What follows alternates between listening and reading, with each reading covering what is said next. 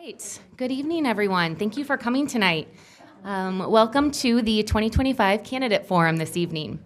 Tonight, we are going to be hearing from the candidates running for Village of McFarland Trustee, Village of McFarland President, and the McFarland School Board.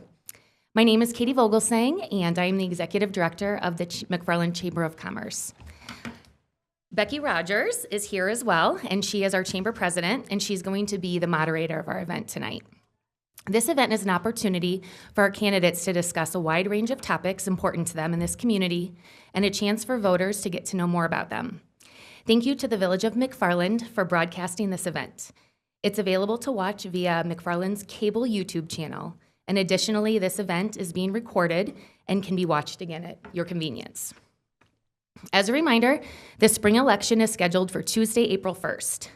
Polls will be open from 7 a.m. to 8 p.m., and voters should visit My Vote Wisconsin for all Election Day information. Excuse me. Now for tonight's event. Each candidate will be provided an opportunity to introduce themselves before we begin the questions portion of the event. There are 5 questions in total that will be asked of the candidates. The candidate will be afforded 1 minute for the introduction and 2 minutes for each question. We will go in alphabetical order of the candidates' last names. We'll start in this order for the introduction and move to the second person, third person, and so on as we proceed through the questions. Please note we're planning on about 2 hours for this event tonight, and we will not be taking questions from the public this evening. So thank you again for attending, and I will turn it over to Becky, and we will get started. All right. Thank you, Katie, and thank you to our candidates for coming out tonight. Again, we're going to start with introductions. So, Kathy, can you please provide an introduction? Tell us about yourself, your background, your education, and why you are running for village trustee. Before I retired, I was employed at a nonpartisan legislative service agency for over 40 years, serving as finance officer for the last 12. While there, I was responsible for various administrative, technological, and financial functions of the agency and of the legislature as a whole. I am the treasurer of the League of Women Voters of Dane County and volunteer as a member of the Wisconsin League's Fair Maps and Judicial Integrity Committee. I grew up on a small Wisconsin dairy farm, which has been in the family since 1850, graduated from Lake Mills High School, and received the best education the Wisconsin legislature could provide. I've lived in McFarland for over 35 years and raised our 2 children here. McFarland's growth is happening on the north and east sides of the village. I am running because I feel it is essential that these areas have more representation on the board. My career has well equipped me to contribute to the board's fiscal oversight, especially in the areas of budget and administrative review. Thank you, Kathy. Ken? Thank you for this opportunity to allow people to get to know us better. I'm going to be reading fast because I'm an old man. I got a lot to say. So, my connection to McFarland started in 1954 when my grandfather bought a home and 20 acres on Sigilco Road. My mother went to Wabisa School on the corner of Sigilco and Holsher, only a short walk from the house, but yes, she actually did walk uphill both ways in the middle of the winter to get to school, as the saying goes. Born in Madison General, preschool in San Jose, California, kindergarten in South Beloit, Illinois, first grade in North Beloit, Wisconsin, second through 5th grade in Lodi, and started 6th grade in McFarland after my parents built a home on Grandpa's land. Graduated McFarland in 1978, pumped gas at the Shell station on Highway 51 from 16 to 19. Married my high school sweetheart and have been together for 48 years. Bought our home adjacent to my parents' home that an uncle had built at the same time as my parents in 1984 and have been there ever since. Raised 2 boys in McFarland, both are living here now. I've seen McFarland change dramatically over the years, some good, some not so good. I was too busy living the American dream to pay much attention to development. Just thought it was an inevitable thing, and it never occurred to me that I could have a say-so in its direction. It all seemed okay to me until my great awakening when I received in the mail a development proposal near my home that set off many red flags based on my over-the-road truck driving experience. This proposal would have not only affected me, but a large part of McFarland residents as well. During my efforts to expose the pitfalls and the detriment to the community that the fruition of this proposal would bring, I I became aware of other proposals, plans, and happenings that I felt compelled to bring to the attention of the McFarland residents who were, like me, just living the dream, thinking that all was in good hands.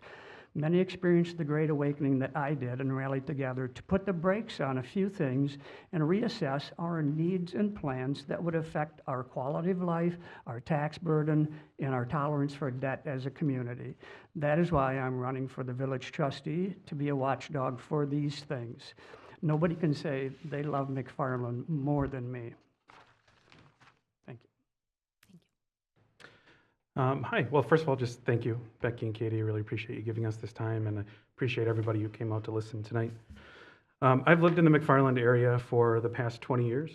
I went to UW-Madison, where I met my wife. We've been married 23 years now, and we have 2 kids that are currently in the school system. I have one that's going to be graduating in June and another coming up in a couple of years. So my work history, I've worked in IT my entire career. That's what I went to school for. I loved it, love working in technology. So over the past 25 years, I've worked for various manufacturing companies. I've worked for a financial services company. I currently work for an insurance company in Madison. We live near Grandview Commons, Grandview Conservancy, excuse me, in the village. And in case anybody isn't sure where that one is or what some of the conservancies are called, that's the boardwalk that goes across, and the lift station that's being built. That's essentially in my backyard. So if you want any pictures, let me know. They just put the electrical in the ground today, so it's been interesting to see all that work happening. I also own a small business in the community where I do some of the technical consulting. So I create systems for small companies outside of my regular job. And the reason I want to continue to be your village trustee is that I just want to make a difference. I think that I love listening to people, talking to people, hearing different ideas, and using all of that information and data to make decisions and to make a difference for our village. Thank you. Hi, everybody. It seems weird to say good evening because it's so nice outside. But good evening nonetheless. Thanks for coming. It's always a privilege anytime someone is willing to listen to you speak, so my thanks as well. My name is Scott Peters. My family and I have lived in, I guess I'm the newbie. We've only lived in McFarland since 2016. I live with my wife, Megan, who's a pediatric intensive care physician at American Family. My 2 children, Lucy, who's turning 10 in just a couple weeks, and Sam, who will be 7 this summer, both of whom are in McFarland schools and take well advantage of and try their best to turn the soccer fields into a mud pit as much as possible. We moved here after my wife finished medical school and I finished my doctorate at Purdue University in Indiana, so I've been kind of on a tour of the Midwest over about the last 20 years. And like a lot of families, I think, we moved out here from Madison in 2016 because we outgrew our 700 square foot house, and having 2 children and a dog in 700 square feet just wasn't working. So I think like a lot of folks, we were one of the many more recent folks on the east side of town. So professionally, I work for an educational assessment company called NWEA as their director of research consulting, which mostly that means I work with schools and state departments of ed to use large-scale assessment data to improve instruction for kids.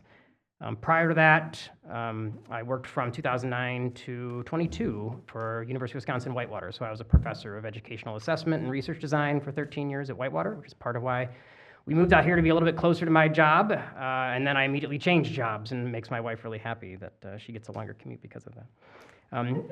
I also own my own educational assessment and consulting company, so I do work with a lot of schools throughout the Midwest on how to make better use of data and make informed decision-making. And I'm running kind of for a simple reason, which is I want to make it easier to live and then stay in McFarland. I always said that when I finished graduate school, that where any community I ended up in, I would do some kind of civic service.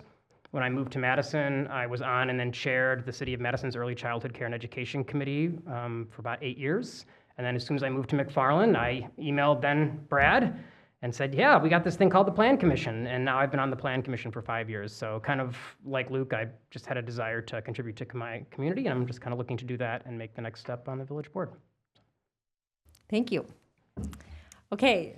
We are going to have to keep these to 2 minutes for your answers just because we do have a lot tonight. So I will give you the 10-second warning, and we don't want to cut you off. So please just be aware of the time. Thank you so much. Thank you, Katie. Okay, question 1. What do you think is the most important responsibility of the village trustee? We'll start with Ken. Okay, since I went long on my introduction, I'm going to be a little shorter on my questions. So it's fairly simple for me. And the biggest responsibility to me is to ask enough good questions about any proposal that will be voted on to be sure that as much information is exposed, good and bad, positive and negative, and get as much public opinion as possible before casting any vote. Luke? I think the most important responsibility of the trustees is to be the bridge between our government, our community government, and our community members. I think that entails listening to what people are saying. We have this great community. They're super engaged. All of you are here tonight. We've had people come out to talk about other issues that we've had on the agenda.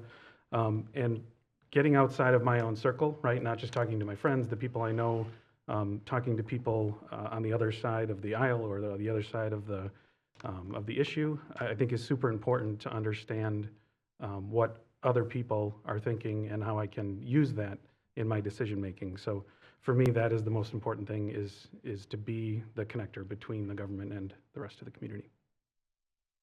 Thank you. Scott? Yeah, I think the most important responsibility is to faithfully represent the personal, financial, and then just kind of value interest of the community. And I mentioned both kind of personal and financial because there's always some degree of balancing act in there. You know, we want many great things, but of course we also have to live within kind of our financial realities as any family does. And honestly, this is something I've spent a lot of time doing. You know, the Plan Commission does this a lot. I mean, I think Ken made a really great point of trying to ask good questions and learn as much information as you can so that you can then channel what you understand as the interests and, you know, hopes, dreams, and of the community, and then try to make it the best place you can for them. And so, you know, I've always seen that as the job of any elected representative, and I think that's definitely the job of an elected representative for sure. Thank you. Kathy? As village trustee, we are elected to provide a voice to the taxpayers of McFarland and to protect their interests by ensuring that their voices are heard. That responsibility also includes advocating for those without a voice, our children, the elderly, and the needy. Residents want to know that the trustees have their back and will support their best interest. A trustee has a fiduciary responsibility to the taxpayers to ensure that their money is being spent in the most effective way, that basic services such as safety, roads, and schools are sufficiently funded, and that sound and successful investment in community spaces and smart economic growth are being made for our community.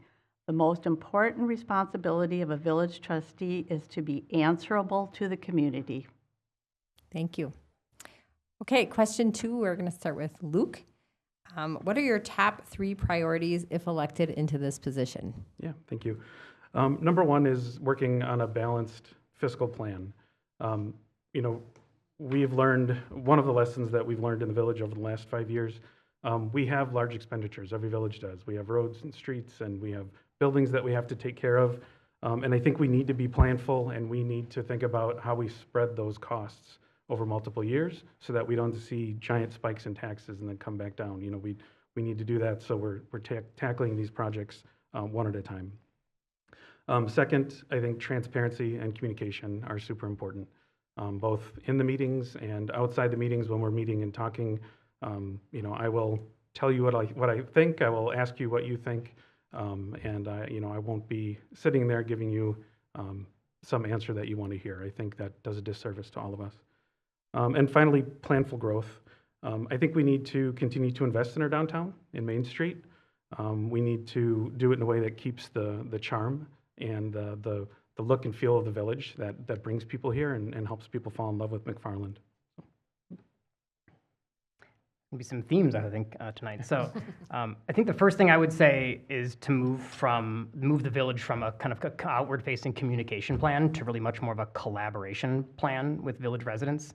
So anytime the village is considering any kind of major issue, you know, major development or issue of major spending, you know, there needs to be much more public outreach and involvement, especially among the folks that are going to be most impacted.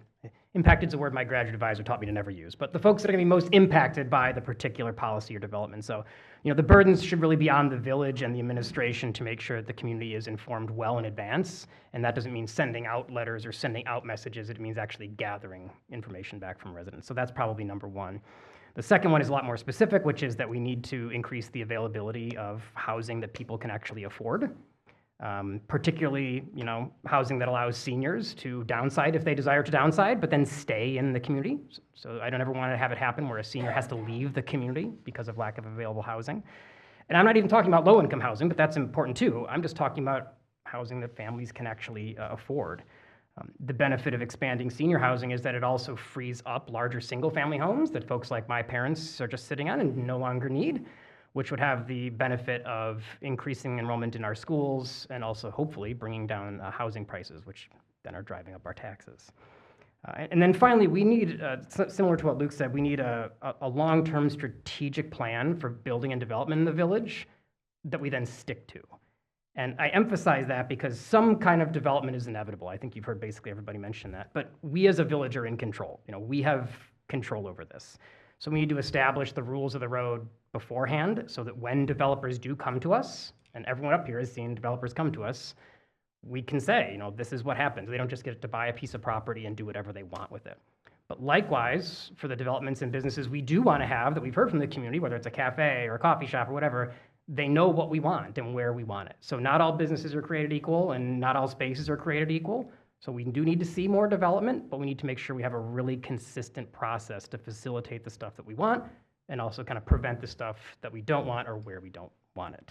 Hopefully that made sense. Thank you. Kathy?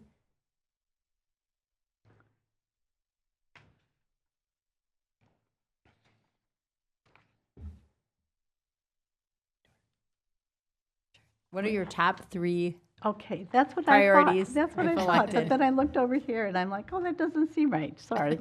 My top three priorities, if elected to this position, are first, improve the communication and accountability of the board by increasing public accessibility to the board and by expanding the notification radius for proposed projects, conducting open office hours, and requiring that all data and information from staff be shared with all of the board members. Secondly, involve the Finance Committee at the initial stage of the budget development process to ensure community priorities are being met with continued involvement of the Finance Committee throughout the entire budget process.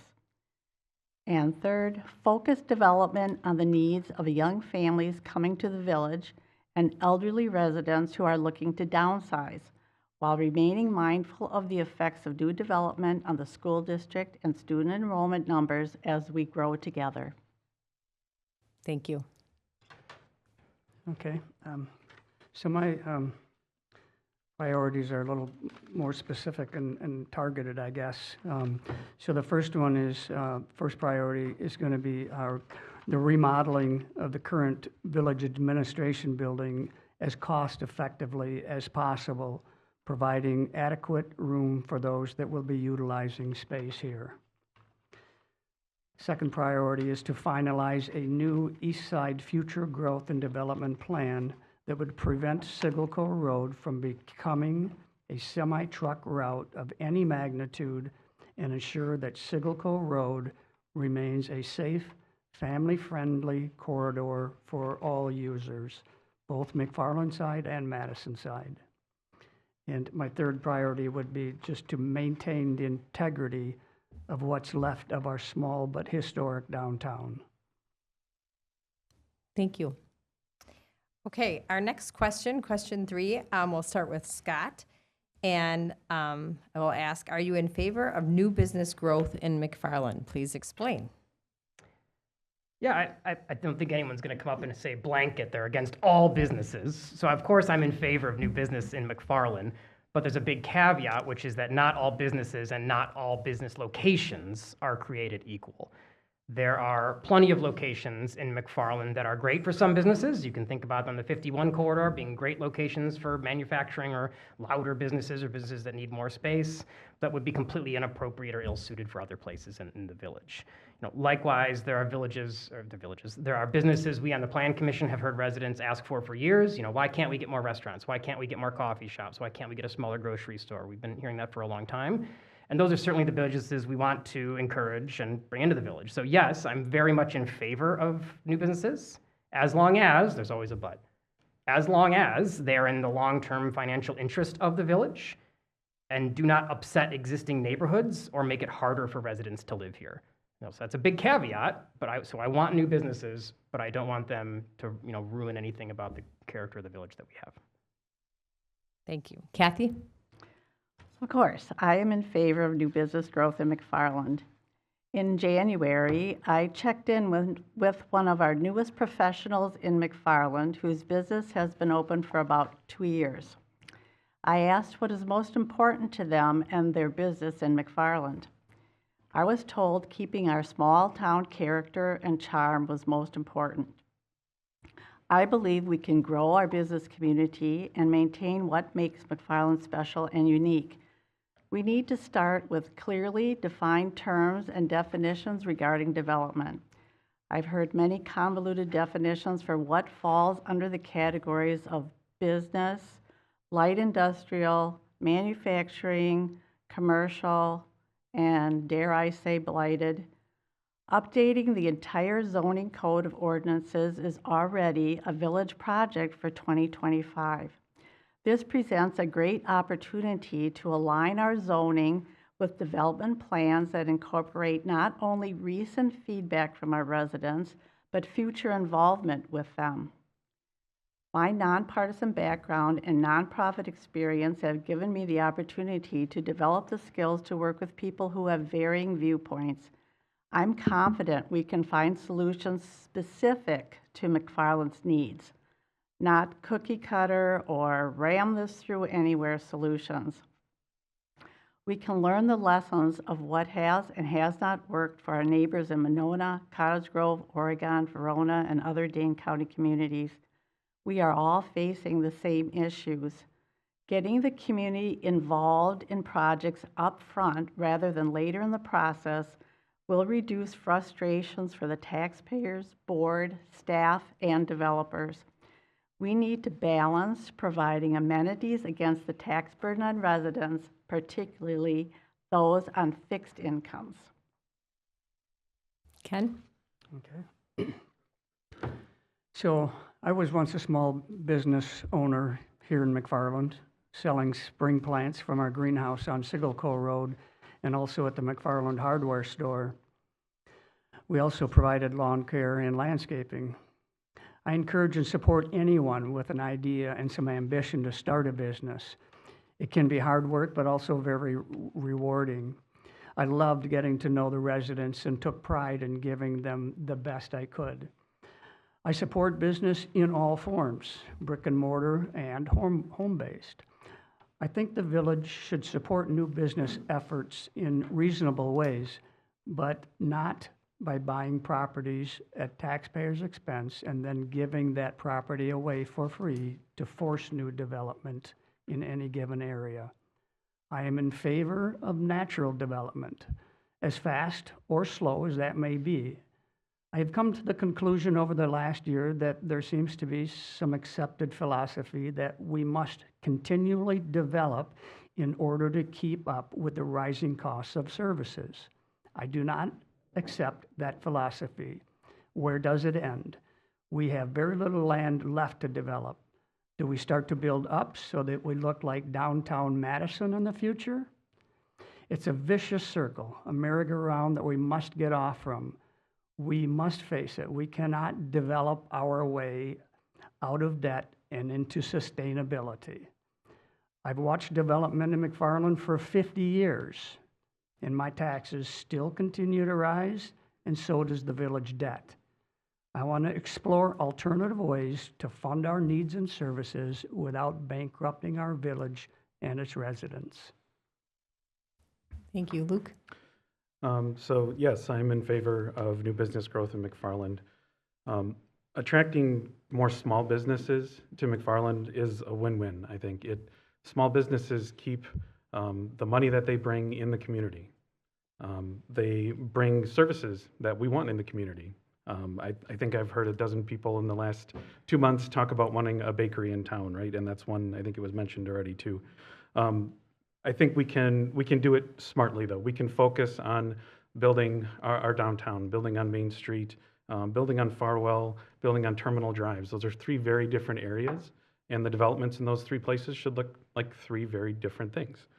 I think that doing this is already seen in the village. The McFarland House Cafe, I think, is a great example of a small business that came into our village. The owner lives in our village, brings jobs, brings money. We need to do the same thing as we look out to the east side development. There's going to be a large number of homes, a couple of neighborhoods out there. We need to make sure that we have some of these same services and some of these same shops and things available to the people who will eventually be there. Lastly, bringing new businesses in helps to bring new residents here. And we already know people want to move to McFarland. They want to live here. And one thing that we heard, we had a representative from our school district come a few weeks ago and talk to the board, is that we need homes and we need places in the village for our for young families to come, because the school district needs more kids. There's a limit to how many kids the school district can have, but right now we're way below that and it's very inefficient. And we could serve many more kids with just a little bit more money. So we need to figure out how do we keep our school district healthy and how do we provide the things that will bring people they need into the village. Thank you. Okay, question 4. We'll start with you, Kathy, this time. How would you work to build trust between the village government and its residents? I'd start building trust between the village and its residents by doing the following: ensuring open and transparent communication between the village and its residents by enlarging the radius for written notification letters of upcoming projects and making meeting agendas and materials available a week before a scheduled meeting unless emergency status requires otherwise. Reinstating but revising the ordinance for defining a spending cap that triggers the referendum requirement under a new formula. The Finance Committee has already started this work.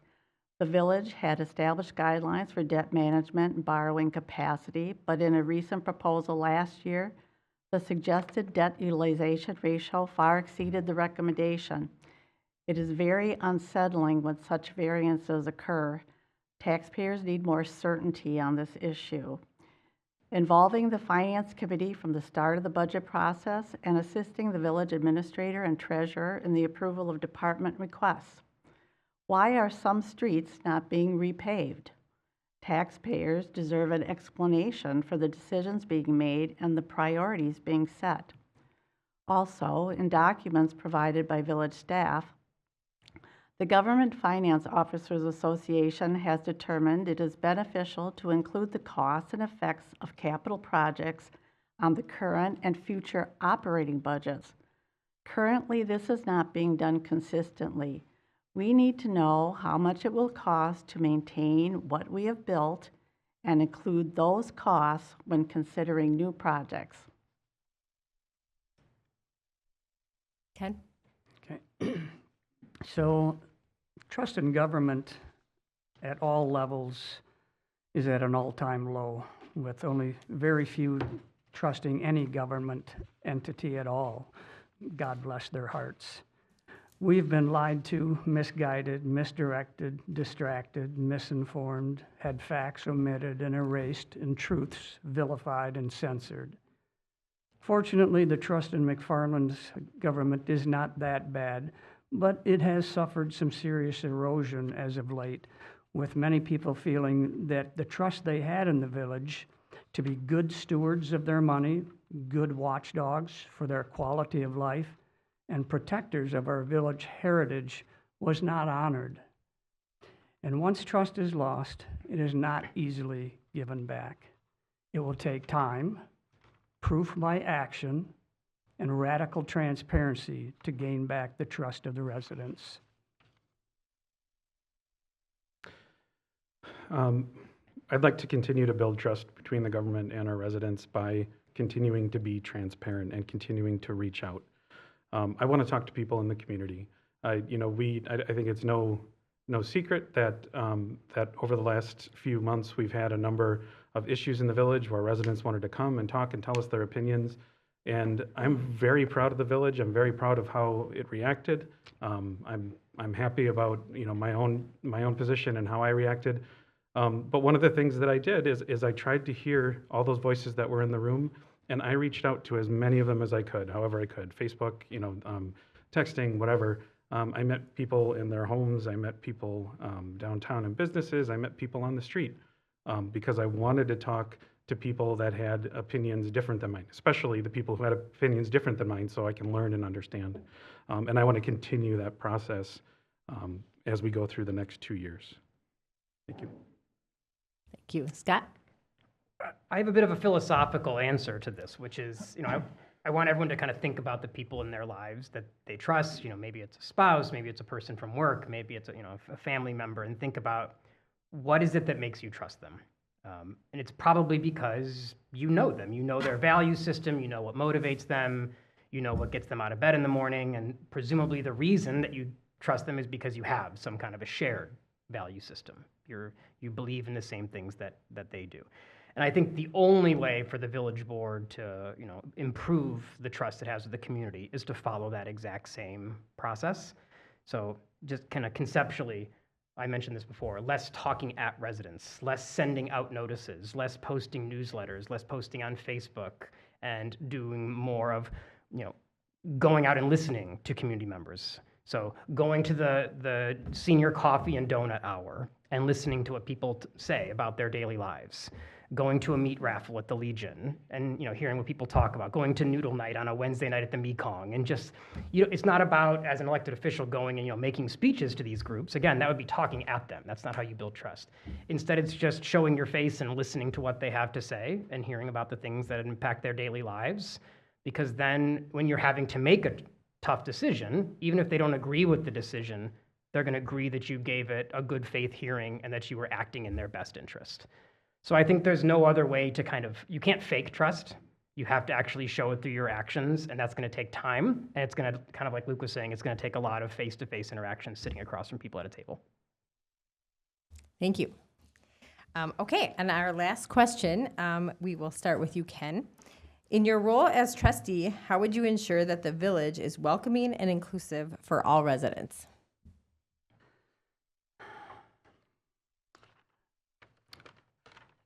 If I'm a village trustee, I'm not naive enough to believe that I'll be able to please 100% of the people 100% of the time. It's a known fact, and I've learned it young in life, that there's a percentage of people that you will not satisfy no matter what you do. As a village trustee, I can't ensure anything. What I can do is vote from the heart, insist on fairness, and promote kindness, acceptance, and loving one another as we are. Luke? I think as a trustee, one of the things that we can do is create policies that help put things in place in the village that make the village more welcoming.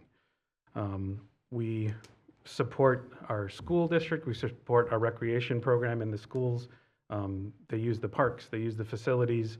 I think that's one way that we show how inclusive we are. On my time on the board, I also helped to put in place a gender-neutral bathroom policy. That just means when we're building a new building, let's consider it. Let's ask, is this something we can do here? Does it make sense? We also were able to put in an accessible boat launch at Lewis Park, and hopefully some of you have seen that. It'll be open for use soon as the weather warms up here.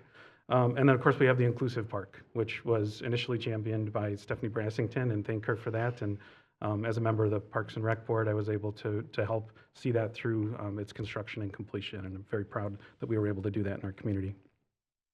And finally, just through working with local businesses, and again, the schools and some of the school groups, there are a number of ways that the village helps by providing free spaces or eliminating fees for permits on things like the Pride in the Park, Winter Wonderland in the Village, the McFarland Community Festival. These are all ways that we help make McFarland a more welcoming place, and people want to come to our village and be a part of what we're doing.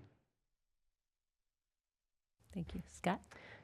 So now that I've been a little philosophical, I'm going to be a little more specific this time, which is when I think of inclusivity, a lot of times how I like to put that into action is to think about how a decision or a policy or would affect people who aren't like me.